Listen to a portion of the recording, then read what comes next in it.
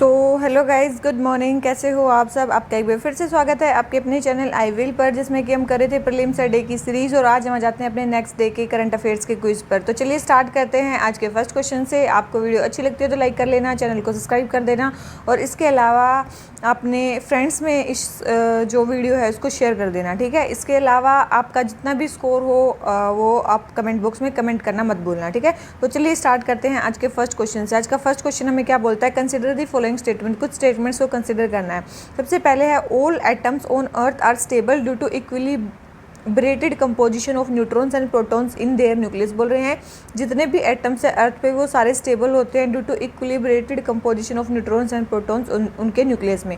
तो आप सभी को पता होगा कि भाई मोस्ट ऑफ द एटम जो अर्थ में है वो स्टेबल हैं, ठीक है। Most of the atoms, not all atom, ठीक है। तो ये चीज़ आपको पता होनी चाहिए कि मोस्ट ऑफ द एटम जो अर्थ में है वो स्टेबल होते हैं क्योंकि उनमें इक्विलिब्रेटेड कंपोजिशन होता है न्यूट्रॉन्स और प्रोटॉन का।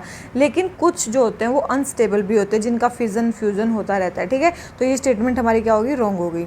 सेकेंड है uranium 235 is an extremely rare isotope of heavy metal uranium and is most commonly used nuclear fuel. बोल रहे हैं कि यूरेनियम जो 235 है वो एक्सट्रीमली रेयर आइसोटोप है हैवी मेटल यूरेनियम का, जो मोस्ट कॉमनली यूज़ होता है न्यूक्लियर फ्यूल में। तो आप सभी को पता होगा, बिल्कुल सही स्टेटमेंट है भाई। तो ये बिल्कुल सही स्टेटमेंट है, तो फर्स्ट ये सही है। थर्ड है uranium 235 is one of the few elements that can undergo induced fission. बोल रहे हैं कि यूरेनियम 235 एक ऐसा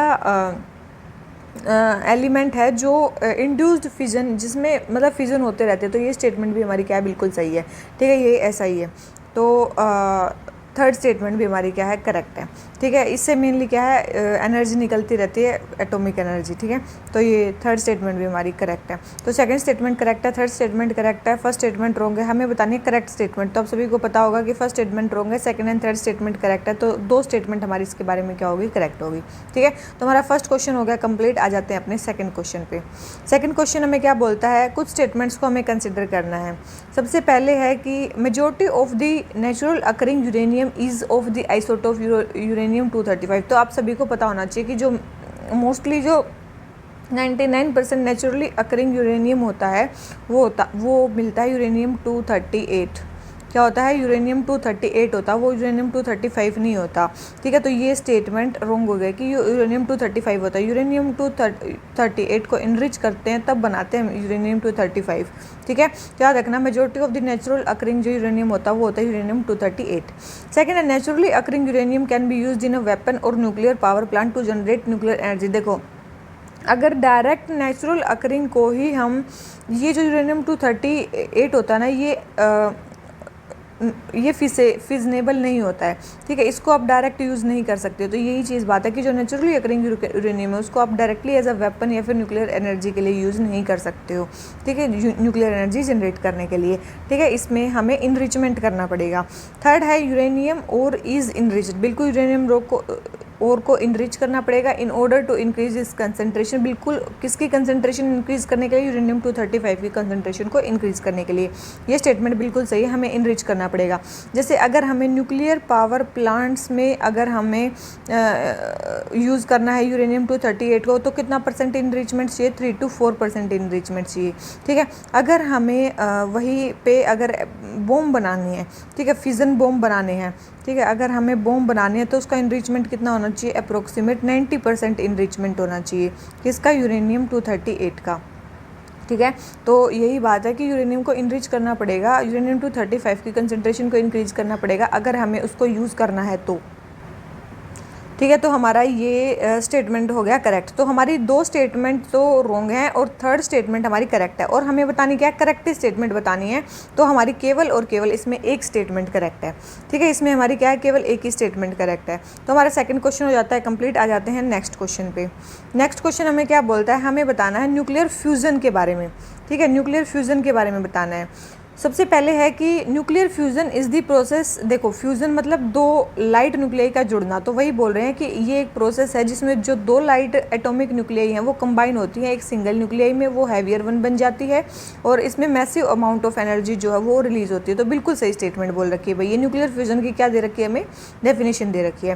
सेकेंड है fusion bomb are also called hydrogen bomb. मैंने बताया था हाइड्रोजन बॉम्ब क्या होते हैं, फ्यूज़न बॉम्ब होते हैं क्योंकि हाइड्रोजन और प्लस हाइड्रोजन जुड़ते हैं और वो बनाते हैं, ठीक है। तो ये फ्यूज़न बॉम्ब होते हैं, तो ये स्टेटमेंट बिल्कुल हमारी क्या है, सही है, बिल्कुल हाइड्रोजन बॉम्ब जो फ्यूज़न बॉम्ब होते हैं।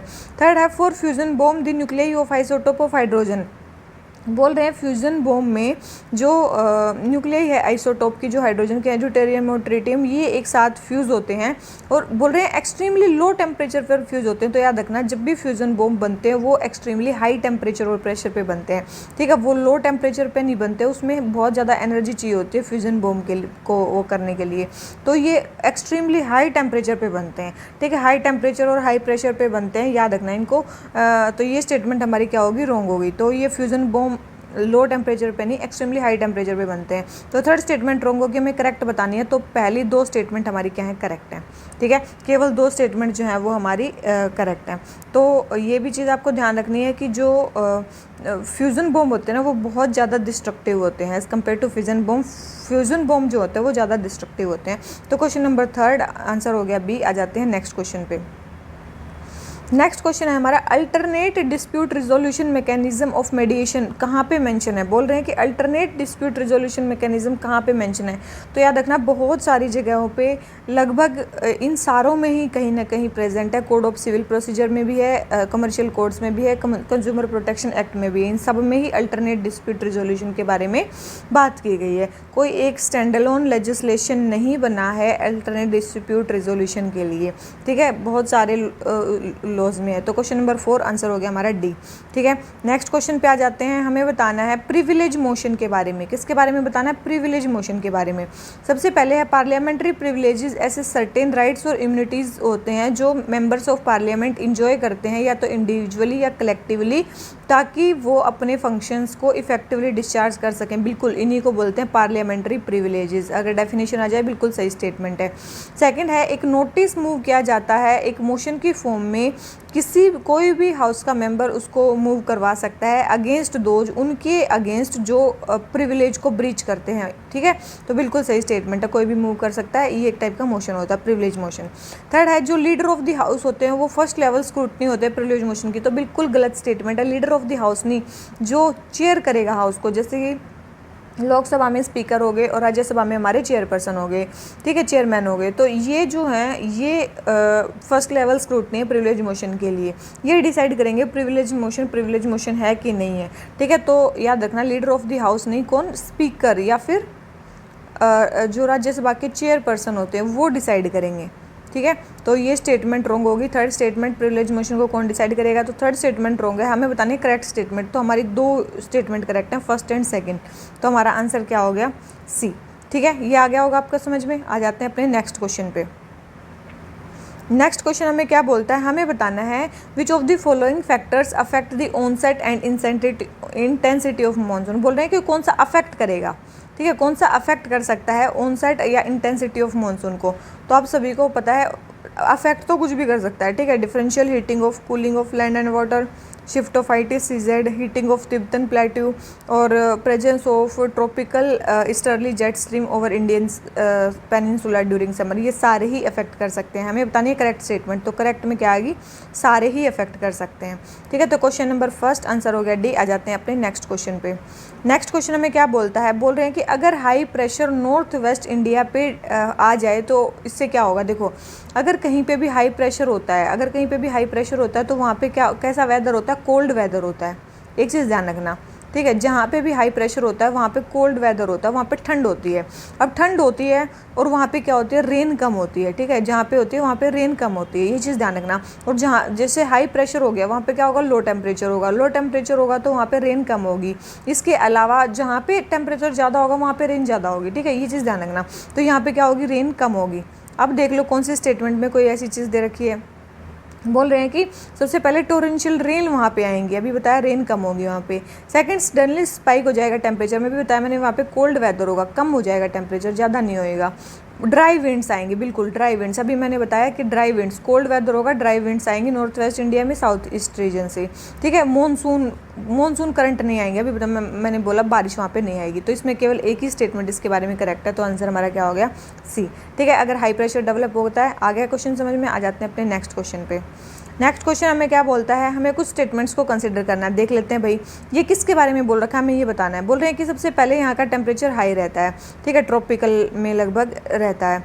सेकंड है ड्राई सीजन, 2 सीजन है इसमें, एक ड्राई सीजन और एक वेट सीजन। ठीक है, जो ड्राई सीजन होता है वो लॉन्गर होता है, और ये जो सीजन होता है वो शॉर्ट होता है, वेट वाला सीजन। ठीक है भाई। तो और डायर्नल रेंज ऑफ टेम्परेचर अब वो क्या है, ग्रेटेस्ट है ड्राई सीजन में। और किस टाइप की वेजिटेशन पाई जाती है, डेसिडुअस फॉरेस्ट और ट्री श्रेडेड ग्रासलैंड पाए जाते हैं। तो ये आप सभी को पता होगा। ट्रॉपिकल तो आपको पता चल गया होगा, मानसून तो है नहीं क्योंकि हमेशा तो बारिश होती नहीं रहती है। तो ये क्या है, tropical wet and dry climate है। ठीक है, ये किसके फीचर्स दे रखे हैं, tropical wet and dry climate के फीचर्स दे रखे हैं आपको। ठीक है, तो इसका आंसर हमारा क्या हो गया, बी। आ जाते हैं अपने नेक्स्ट क्वेश्चन पे।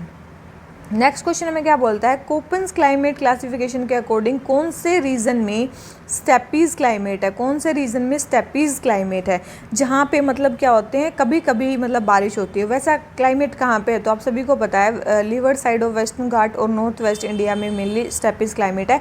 नॉर्थ ईस्ट इंडिया में तो लगभग बारिश होती रहती है। ठीक है, सबसे ज़्यादा बारिश होती है, तो यहाँ पे नहीं है। तो फर्स्ट एंड सेकेंड है इसका आंसर, और हमारा थर्ड नहीं है। तो इसका आंसर हमारा क्या हो गया, ए। ठीक है, तो क्वेश्चन नंबर 4 आंसर हो गया ए। आ जाते हैं अपने नेक्स्ट क्वेश्चन पे। नेक्स्ट क्वेश्चन हमें क्या बता रखा है, जेट स्ट्रीम्स के बारे में बताना है। किसके बारे में, जेट स्ट्रीम्स के बारे में। सबसे पहले jet streams are some of the strongest wind in the atmosphere. बिल्कुल, जेट स्ट्रीम कुछ स्ट्रॉन्गेस्ट विंड होते हैं एटमॉस्फेयर में। बोल रहे हैं कि they are faster in winter, winter में फास्ट होती हैं जब टेम्परेचर डिफरेंस जो होता है ट्रॉपिकल टेम्परेट और पोलर एयर के बीच में ग्रेटर होता है। बिल्कुल ये स्टेटमेंट सही है। बोल रहे हैं कि ये समर मॉनसून लेके आती हैं इंडियन ओशन में, बिल्कुल लेके आती हैं। तो ये स्टेटमेंट भी करेक्ट है। तीनों ही स्टेटमेंट हमारे इसके बारे में करेक्ट है, तो हमें बतानी है करेक्ट स्टेटमेंट। तो करेक्ट तो सारी ही हैं, तो आंसर हमारा क्या हो जाता है, सी। ठीक है, तो हमारे आज के टोटल 10 क्वेश्चन जो हैं वो हो जाते हैं कंप्लीट। वीडियो अच्छी लगी हो तो लाइक कर देना, चैनल को सब्सक्राइब कर लेना। इसके अलावा अपने जो स्कोर है उसको कमेंट बॉक्स में कमेंट करना मत भूलना। ठीक है, तो चलिए इसी नोट पे आज का लेक्चर खत्म करते हैं। Thank you very much, bye bye.